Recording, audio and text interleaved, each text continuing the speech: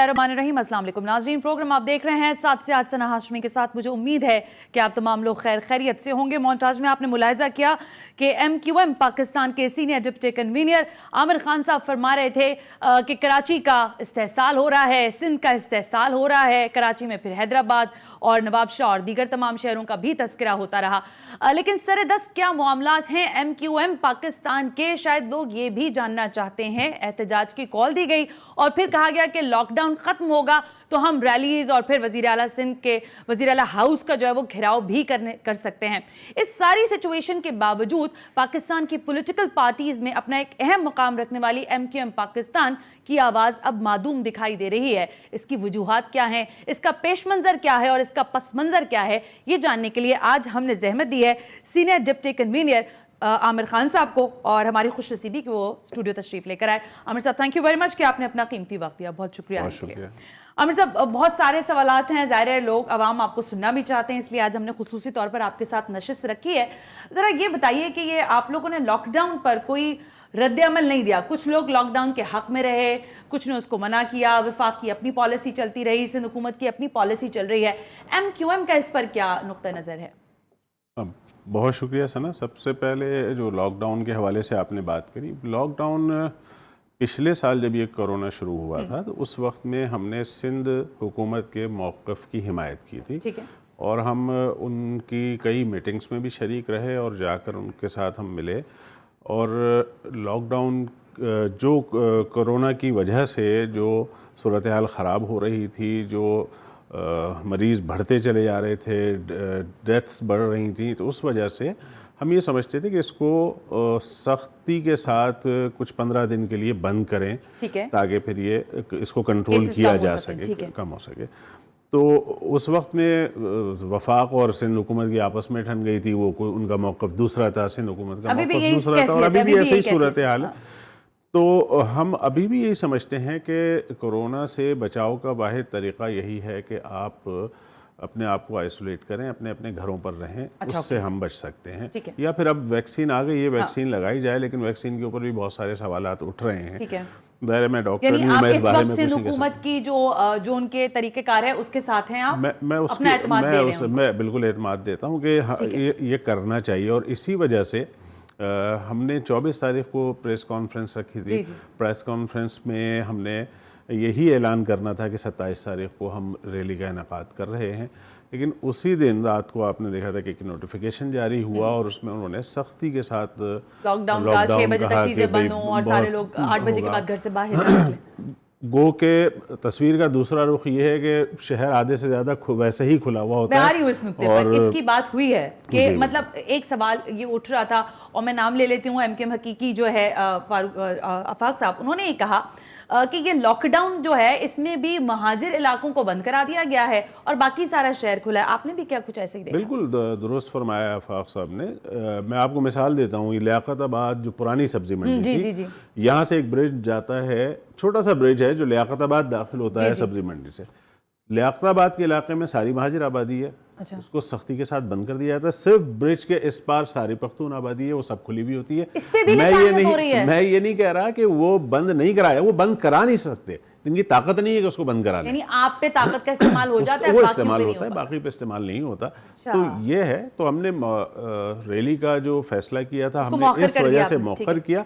लेकिन साथ साथ में मैं आपको ये भी बता दूं इस प्रोग्राम के तवस्सुस से कि हम जून के 2nd वीक में हम दोबारा, ये जैसे ही लॉकडाउन ख़त्म होता है तो 2nd वीक में हम दोबारा इस रैली का इनेकाद करेंगे। ओके, वो तो ज़ाहिर है आपने पहले भी आगाह किया आवाम को। अब ज़ाहिर थोड़ी सी सियासी बात कर लेते हैं, क्योंकि ये भी एक मसला लॉकडाउन का तो बहरहाल है और आवाम आपसे बराह रास्त जुड़े हुए हैं, चाहे वो ठेले वाले हों, चाहे पथारे वाले हों, वो शिकवे शिकायत तो आपसे ही आके करते हैं। लेकिन ये NA 249 में क्या हुआ है आपके साथ? आपने क्या सीखा है उससे?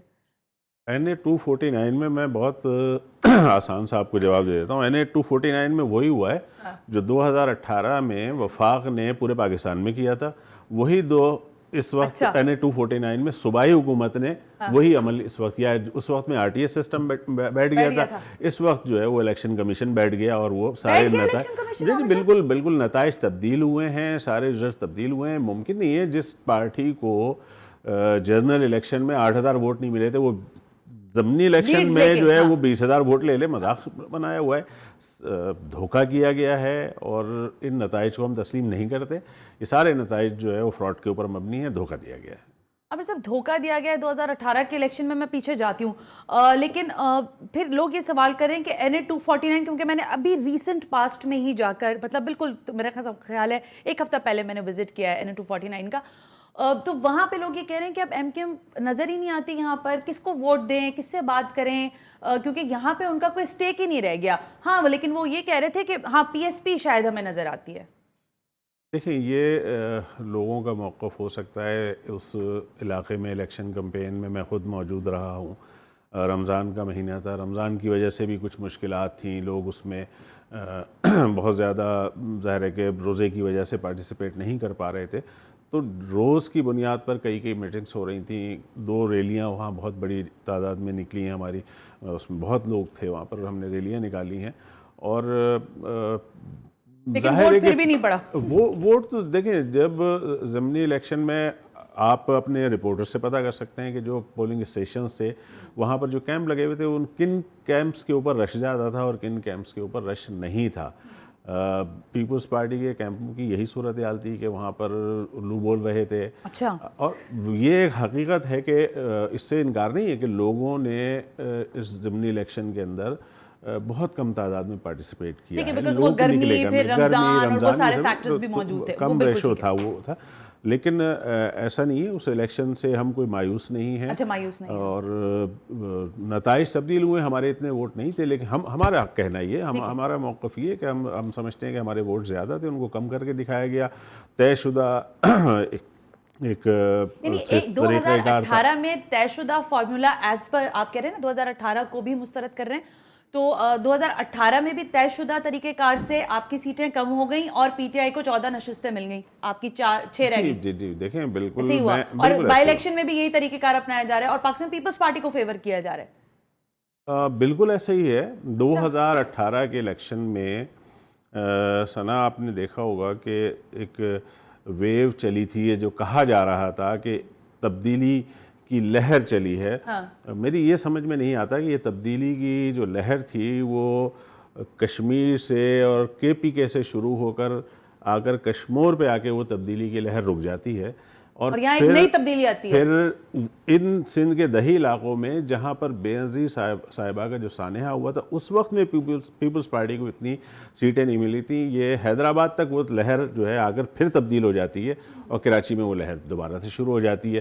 تو یہ مطلب کوئی ڈھکی چھپی بات تو ہے نہیں. پورا RTS سسٹم بٹھال کر جو نتائج تبدیل کیے گئے، اور اب وہ مطلب اس پہ کوئی بحث ہے. بہت ساری چیزیں MKM پاکستان کی قصہ پارینہ بن گئی ہیں، یہ تو سب کو معلوم ہے. لیکن ایک نعرہ جو MKM پاکستان کا رہا وہ یہ تھا کہ ہمیں منزل نہیں رہنما چاہیے، پھر بنا کے رہنما نہیں چاہیے، منزل چاہیے. اب آپ لوگوں کو نہ منزل ملی ہے نہ رہنما مل سکا، سفر کس طرف جاری ہے آپ کا؟ دیکھیں جہاں تک آپ کے پہلے نعرے کا سوال ہے، میں اس کا جواب تو دے نہیں سکتا. اس کے لیے پھر مجھے کچھ بولنا پڑے گا جو پھر آپ کا چینل جو ہے نا اس کو چلا نہیں پائے گا. چلانے کی بات نہیں نا، حقائق تو یہی تھے نا. بات ہے نا پہلے بڑے اسٹیج سے نعرے لگتے تھے، ہم نے خود کور کیا. بالکل ثنا لگتے تھے. لیکن میں 2011 میں نے پارٹی کو دوبارہ سے ری جوائن کیا ہے. اس سے پہلے تو میں ظاہر ہے کہ اب اس بات پر کوئی تنقید کروں تو کچھ مناسب سا نہیں لگے گا. وہ کہ میں اندر سے میرا دل اس نعرے کو تسلیم نہیں کرتا تھا. اور میں نے حیدر رضوی اور دیگر لوگوں سے کئی دفعہ میری اس موضوع پہ بات ہوئی ہے کہ یہ کیا نعرہ تم لوگوں نے بنایا تھا. یہ نعرے غلط تھا. میرے حساب سے نعرہ ہی غلط ہے. آپ کو منزل چاہیے ہی نہیں ہے تو پھر آپ کس بات کی جدوجہد کر رہے ہیں. میری اس کے اوپر کئی دفعہ بات ہوئی، لیکن چونکہ ایک پارٹی کا نعرہ تھا تو میں چل پڑا تھا تو سارے اسی کے پیچھے چل پڑے. لیکن اب کس طرف چل رہے ہیں آپ لوگ؟ آپ کو تو منزل بھی نہیں ملی، رہنما بھی آپ نے نکال دیا. سفر کس چیز کے لیے جاری ہے آپ کا؟ نہیں، منزل تو ظاہر ہے کہ منزل کی طرف سفر جاری اور ساری رہے گا، اور یہ سفر جاری رہے گا. اور کوششیں کر رہے ہیں. بلدیاتی الیکشن اگر آتے ہیں تو اس کے اندر پارٹیسپیٹ کریں گے. وہ کہ پیپلز پارٹی کا ہم دیکھ رہے ہیں کہ 1-2 دن سے اخبارات میں بھی آ رہا ہے کہ وہ کرانے کے موڈ میں نہیں ہے. اور بدقسمتی سے ہمیشہ جب فوجی حکومت ہوتی ہے تو ہی بلدیاتی الیکشن ہوتے ہیں، اور یا پھر پچھلی دفعہ جو الیکشن ہوا تھا وہ سپریم کورٹ کی ڈائریکشن پہ الیکشن ہوا تھا، تو اب بھی شاید سپریم کورٹ کو اس میں مداخلت کرنی پڑے اور پھر الیکشن یہ کرانے پر مجبور ہوں۔ ایک عجیب گڑبڑ گھوٹالہ سا بنا دیا ہے کہ حلقہ بندیاں نہیں ہو پا رہی ہیں، سینسس کا فیصلہ نہیں ہو پا رہا، اس کی وجہ سے حلقہ بندیاں نہیں ہو پا رہی ہیں۔ سینسس کے معاملے پر جو آپ کی بات ہوئی تھی اسد عمر صاحب سے، وہ جو ایک کمیٹی فرم ہوئی تھی جس میں زیادہ باتیں بھی ہوتی رہیں کراچی کے حوالے سے، انہوں نے تو آپ کو اعتماد دیا نا کہ ہم 2023 میں جو ہے سینسس کروانے جا رہے ہیں، تو آپ شور ہیں کہ ہو جائے گا اور پھر یہ معاملہ جو ہے سینسس سے ریلیٹڈ پھر حلقہ بندیوں کا اور باقی سارا کچھ حل ہو سکتا ہے 2023 تک؟ آپ کے دیکھیں، میں پورے یقین سے تو نہیں کہہ سکتا کہ یہ 2023 میں جو ان کا وعدہ ہے وہ اس کو پورا کر دیں گے، اس لیے کہ 3 سال کے عرصے میں پی ٹی آئی کی حکومت نے بھی جو وعدے ہم سے کیے تھے اس میں کتنی پیش رفت ہوئی ہے اس پہ بھی ہمیں شدید تشویش ہمارے اندر موجود ہے۔ تو لیکن چونکہ اس کا کوئی فیصلہ ہو نہیں پا رہا تھا کہ سینسس کے نتائج کیا نکلیں گے، پہلے 5% آڈٹ کا مسئلہ تھا کہ 5% آڈٹ کرا لیا جائے، پھر اس کے اوپر بڑے اس کے اوپر تحفظات آتے رہے، حکومت نے اپنی پریشانی اور مشکلات بتائیں کہ یہ ممکن نہیں ہے، اس میں فنڈز آتے ہیں ورلڈ بینک سے وہ نہیں آ پا رہے ہیں، اس میں پھر انتظامیہ کا یا فوج کی اس میں ضرورت پڑتی ہے وہ نہیں ہم کر پا رہے ہیں۔ تو بہرحال وہ بہت ساری وجوہات کی وجہ سے پھر یہ سی سی آئی کے اندر لاسٹ میٹنگ میں یہ طے ہوا کہ 2023 میں دوبارہ سے سینسس کرا دیا جائے۔ تو ہم نے اس وجہ سے اس پر اتفاق کیا کہ 2017 کے بعد اگر 23 میں یہ سینسس ہو جاتا ہے تو پھر بھی شاید ہمارے کچھ آنسو پوچھ جائیں، کراچی کے شہریوں کو درست گن لیا جائے، شاید میں کہہ رہا ہوں کہ اس پہ بھی ایک بڑا ایک ابہام ہے کہ شاید صحیح گن لیا جائے، اور جب تک کراچی کے شہریوں کو صحیح تعداد میں گنا نہیں جائے گا اس وقت تک کراچی شہر کے اور حیدرآباد یا سندھ کے شہری علاقوں کے مسائل حل ہونے کے امکانات مجھے تو نظر نہیں آتے۔ ایک بریک لینے کا کہا جا رہا ہے عامر صاحب، میں بریک لے رہی ہوں، بریک سے واپس آ کر یہ سوال ظاہر ہے عامر خان صاحب سے پوچھیں گے کہ الزام ہے ایم کیو ایم پاکستان پر کہ یہ ہمیشہ مہاجر کارڈ کھیلتی ہے اور اس وقت بھی وہی کر رہی ہے، پرانی ایم کیو ایم ہو، نئی ایم کیو ایم ہو یا شاید یہ بدل بھی جائے تو یہ ایک ہی بات کہتے ہیں کہ ہمیں صوبے کا مطالبہ کرتے ہیں۔ صوبہ نہ پہلے بنا نہ اب بن رہا ہے، آگے اس کے کیا اغراض و مقاصد ہو سکتے ہیں، کیا تصویر بن سکتی ہے، شاید یہ اہم ترین سوال ہے۔ لیکن آج ہم سے یہ بھی پوچھا گیا کہ ذرا ایم کیو ایم پاکستان سے یہ تو پوچھیں کہ ان کا سربراہ کون ہے۔ Right after this break, you watching 7 سے 8۔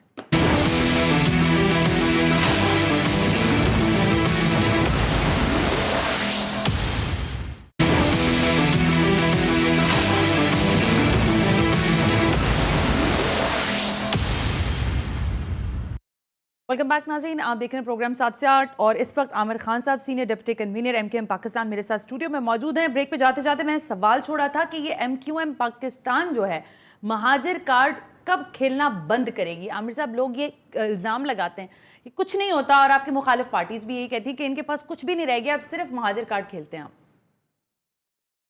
دیکھیں، اگر کوئی یہ الزام لگاتا ہے کہ ہم مہاجر کارڈ کھیلتے ہیں تو ہم اس الزام کو تسلیم کرتے ہیں۔ ہم بالکل مہاجر کارڈ کھیلتے ہیں۔ اس پورے پاکستان کے اندر یہ بات آپ پہلی دفعہ کہہ رہے ہیں عامر صاحب؟ جی میں کہہ رہا ہوں۔ دیکھیں، مجبوراً کہنا پڑتی ہیں بہت ساری باتیں۔ دیکھیں، پنجاب کے اندر مسلم لیگ کیا پنجابیوں کے لیے نعرہ نہیں لگاتی یا پنجابیوں کے لیے کام نہیں کرتی؟ پیپلز پارٹی کیا سندھیوں کے لیے کام نہیں کرتی؟ کیا اے این پی پٹھانوں کے لیے کام نہیں کرتی؟ اور اس کے باوجود بھی وہ قومی پارٹیاں ہیں، قومی دھارے کے اندر شامل ہیں۔ ایم کیو ایم اگر مہاجروں کا ہمارا ووٹ بینک ہے اس شہر کے اندر، اگر ہم اپنے ووٹرز کا نام لیتے ہیں تو اس میں کسی کو تکلیف کیوں ہوتی ہے؟ اور اگر تکلیف ہوتی ہے تو بھئی ہوتی رہے، ہمیں اس کی کوئی پرواہ بھی نہیں ہے۔ ہم مہاجر ووٹر، ہمارا ووٹ بینک مہاجر ہیں، ہم اس کے لیے اگر آواز نہیں اٹھائیں گے، اس کے لیے بات نہیں کریں گے، اس کے لیے کوششیں نہیں کریں گے، اس کے مسائل کو ہم اجاگر نہیں کریں گے تو پھر کس کے لیے کریں گے؟ ہاں، جب ہم مہاجروں کی بات کرتے ہیں تو اس کا مقصد قطعاً یہ نہیں ہوتا کہ ہم کسی دوسری زبان بولنے والے کے خلاف بات کر رہے ہیں۔ اس شہر میں جو دیگر زبانیں بولنے والے لوگ موجود ہیں وہ بھی ہمارے بھائی ہیں، وہ اس شہر میں ان کا حق ہے، وہ رہیں، کام کریں، اس شہر کی ترقی میں جو ان کا کردار ہے وہ ادا کریں، ہمیں کوئی مسئلہ نہیں ہے۔ لیکن یہ پہلے آپ تو اس چیز کو رد کرتے رہے نا کہ ہم تو مہاجر کارڈ کہاں کھیلتے ہیں، کیوں آپ ہم پر الزام لگاتے ہیں، لیکن آپ آج یہ کہہ رہے ہیں کہ ہاں ہم مہاجر کارڈ کھیلتے ہیں۔ دیکھیں، میں اپنی ذاتی حیثیت میں یہ بات کر رہا ہوں کہ میں نے ہمیشہ مہاجر لفظ استعمال کیا ہے۔ جب ایم کیو ایم میں ری جوائن کیا تھا اس کے بعد جب پہلا ایک احتجاجی پروگرام تھا پریس کلب کے اوپر، تو اس میں مجھے تقریر کرنے کا پہلی دفعہ موقع ملا، تو میں نے اس کے اندر بھی نعرے مہاجر بلند کر دیا تھا۔ جی تو میں تو اس بات پہ قائل ہوں، اور ہمارے یہاں بھی تمام لوگ اس بات پر قائل ہیں کہ ہمیں مہاجروں کے لیے آواز اٹھانی چاہیے، اس لیے کہ ہمارا ووٹ بینک ہے۔ ہم ان کے لیے نہیں اٹھائیں گے تو ہم کس کے لیے آواز اٹھائیں گے؟ جب پنجابیوں کے لیے مسلم لیگ نون بنی آواز اٹھا سکتی ہے، سندھیوں کے لیے پیپلز پارٹی آواز اٹھا سکتی ہے، پٹھانوں کے لیے ANP اٹھا سکتی ہے، تو بھائی ہم نے کون سا گناہ کر دیا ہے؟ ہم بھی اپنے لوگوں کے لیے، جہاں سے ہمارا تعلق ہے، جس علاقے سے ہم بلونگ کرتے ہیں، اگر اس علاقے کے ووٹرز کے لیے ہم اگر آواز اٹھاتے ہیں تو پرابلم کیا ہے کسی کو؟ اوکے، اسی سوال کے ساتھ پھر دوسرا سوال، جو نعرہ آپ ایک مرتبہ پھر لگا رہے ہیں صوبے کا، یہ نیا نعرہ نہیں ہے۔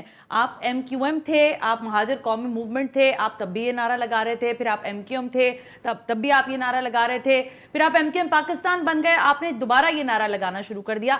حاصل حصول 0/0 ہے، کیونکہ صوبہ تو نہیں بن رہا۔ دیکھیں، جہاں تک صوبے کا تعلق ہے، آئین کے آرٹیکل 239(4) کے اندر یہ اختیار صوبوں کو دے دیا گیا ہے کہ صوبوں کی صوبائی اسمبلی سے اس کی اپروول چاہیے، اکثریت سے وہ قرارداد پاس ہو، اس کے بعد صوبہ بن سکے۔ اس کا مطلب یہ ہے کہ قیامت تک پاکستان کے اندر کوئی صوبہ نہیں بن سکتا۔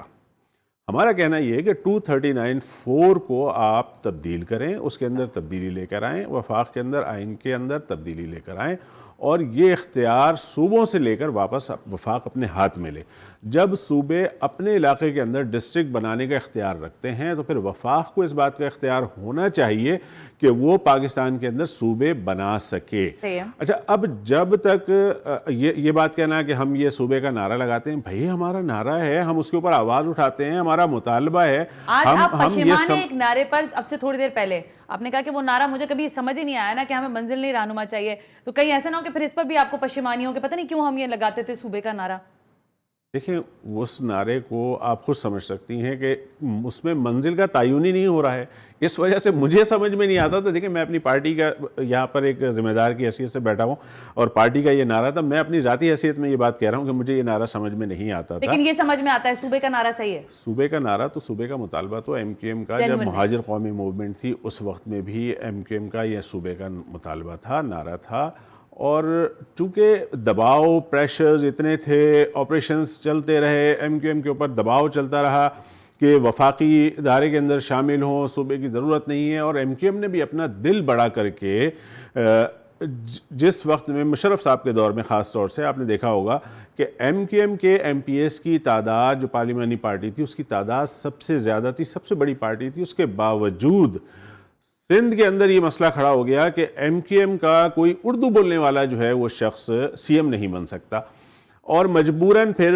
پہلے مہر صاحب بنے، اس کے بعد پھر ارباب صاحب بنے۔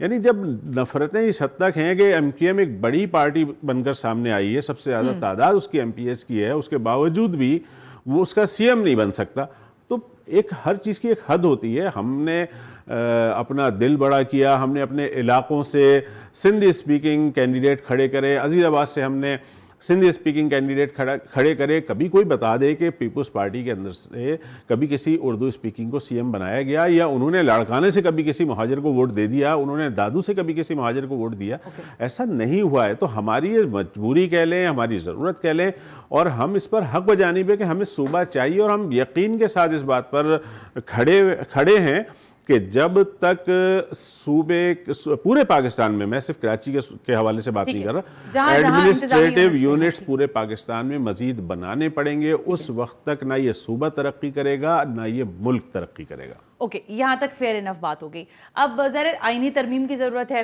آپ کے پاس ماشاءاللہ ایسے زیرک لوگ موجود ہیں، ایک تو فروغ نسیم صاحب بھی ہیں، وزیر قانون بھی ہیں، تو کیا وہ اس میں آپ نے ان تک یہ اپنا بات پہنچائی کہ آئینی ترمیم کے لیے وفاق پر ہم کیسے دباؤ ڈال سکتے ہیں؟ کوئی بات ہوئی ہے فروغ نسیم صاحب سے اس معاملے پر آپ کی کبھی؟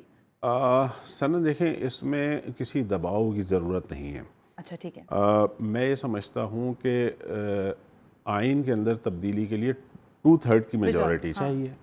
اس وقت کی جو کمپوزیشن ہے اس کے مطابق PTI کے پاس 2/3 کی میجورٹی نہیں ہے، تو ہمارا جو لا منسٹر، جس کو آپ ہمارا کہتے ہیں، ہم تو ان کو نہیں کہتے کہ وہ ہمارے لا منسٹر ہیں، وہ عمران خان صاحب کے لا منسٹر ہیں، سینیٹر ہمارے ضرور ہیں، وہ اس میں کوئی ڈرا کروا دیتے نا سینٹ کا ٹکٹ, کہتے ہیں واپس کر دیں. نہیں, وہ سینیٹر پہلے بن چکے تھے, الیکشن بعد میں ہوا ہے. تو کہنے کا مطلب یہ ہے کہ اس میں لا منسٹر صاحب کا رول نہیں. ہاں, جب وہ ترمیم ہونے پر آ رہی ہوگی اس وقت میں ان کا کوئی رول ہوگا. تو ہم نے یہ وفاق سے جو بھی بات چیت کرتے ہیں, معاہدے کرتے ہیں, ہم نے اس میں ان سے یہ مطالبات رکھے ہیں, اور اسی وجہ سے ہم نے آرٹیکل 140A کا بھی مطالبہ رکھا تھا کہ اس کے اوپر عمل درآمد کیا جائے, اور اس کے لیے ہم کورٹ میں بھی گئے ہوئے ہیں, عدالتوں میں بھی ہم دھکے کھا رہے ہیں. ہماری پیٹیشنز. فروخ نسیم صاحب سے آپ کی آخری کوئی ملاقات بہادرآباد آئے اس ساری ایپیسوڈ کے بعد, جب آپ لوگوں نے اسی طرح کہنا شروع کیا کہ یہ پی ٹی آئی کے جو ہیں وزیر قانون ہیں, تو پھر کوئی ملاقات بات؟ نہیں, ملاقات ہوتی رہتی ہے. پارٹی دفتر وہ بہادرآباد ان کا آنا نہیں ہوتا ہے. ہمیں جب بھی کوئی لیگل اوپینین چاہیے ہوتی ہے, پارٹی کے لوگ وہاں چلے جاتے ہیں ان کے دفتر میں, اور وہ وہیں پہ بہادرآباد میں ان کا دفتر ہے بالکل قریب ہی, وہیں چلے جاتے ہیں, ان سے مشاورت ہو جاتی ہے, اس میں کوئی ایسی پرابلم نہیں. ہو جاتی ہے. اچھا, ایک گراف ہے, ذرا چلائیے گا, وہ میں عامر خان صاحب کو دکھاؤں گی. ابھی جس کی یہ بات خود بھی کر رہے تھے کہ 2008 میں کیا سچویشن تھی, اور بڑھتے ایم کیو ایم ہر انتخاب میں حاصل کیے گئے ووٹوں کی شرح پہلی تھی صرف 5.5.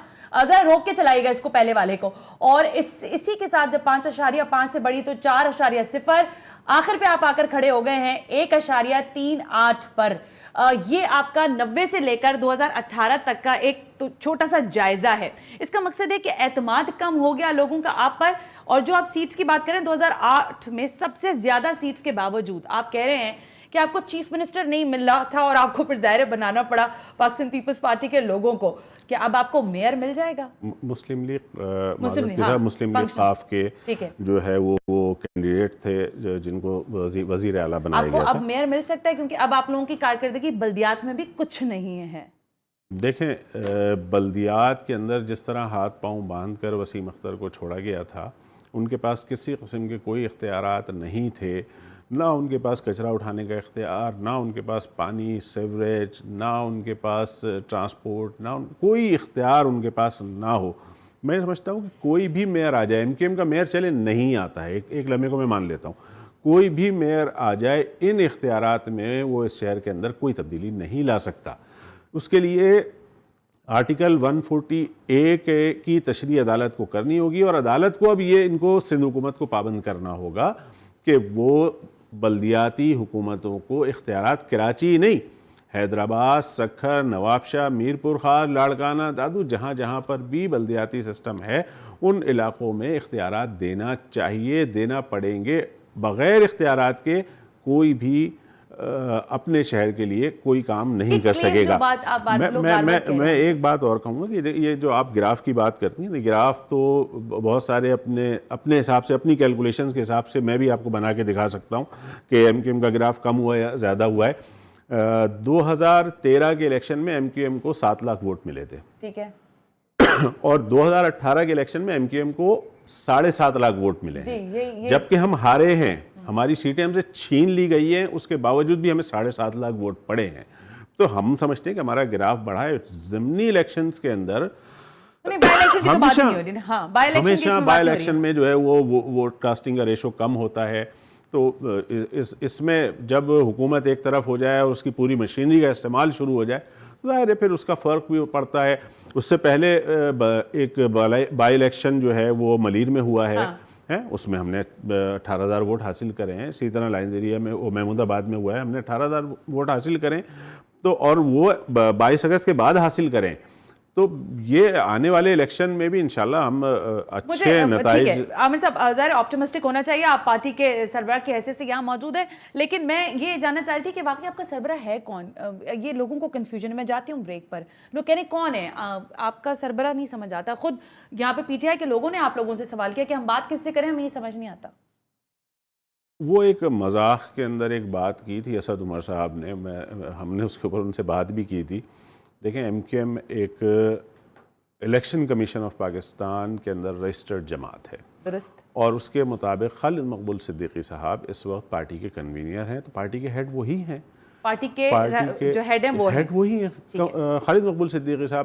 اس میں کوئی اگر کسی اسد عمر صاحب کو یا پی ٹی آئی کے کسی اور دوست کو اگر یہ سمجھ میں نہیں آتا ہے کہ پارٹی کا سربراہ کون ہے تو پھر میں کیا ان کی دانش کے اوپر بات کر سکتا ہوں. لیکن آپ سے ایک اور سوال ہے بریک کے بعد. ایم کیو ایم تو ظاہر ہے اپنی نشستیں 6 ہیں ایک ریزرو سیٹ کے ساتھ, لیکن پی ٹی آئی اتحادی ہے, ایم کیو ایم پاکستان اس کی نفیس اتحادی ہے. کیا پی ٹی آئی سے مطمئن ہے ایم کیو ایم پاکستان؟ یہ اہم سوال ہے. اور جو اس وقت مہنگائی کا افریت ہے, کیا اس کا burden M Q M Pakistan general election میں پاکستان تحریک انصاف کے ساتھ ڈھونے کو تیار ہے یا نہیں؟ Right after this break. You watching 7 سے 8.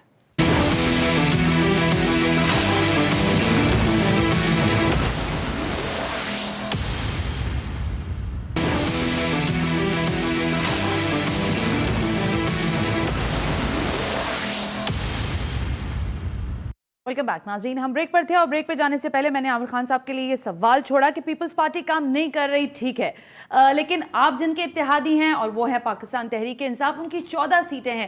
انہوں نے آپ سے بڑے وعدے وعید کیا عامر خان صاحب. ہم نے دیکھا کہ ایک دفعہ آپ نے علیحدگی کے لیے بھی باتیں کی کہ ہم چھوڑ دیتے ہیں, لیکن آپ لوگ دوبارہ انہی کے ساتھ ہو گئے. تو کیا وہ کام کر رہے ہیں؟ کیونکہ نہ اورنج ٹرین بنی, نہ یہاں ماس ٹرانس کا جو منصوبہ ہے اس پہ کسی قسم کا کام ہو رہا ہے. کراچی میں ڈیولپمنٹ کے نام پر کیا ہو رہا ہے؟ شاید یہ ایک بنیادی سوال ہے میرا آپ سے.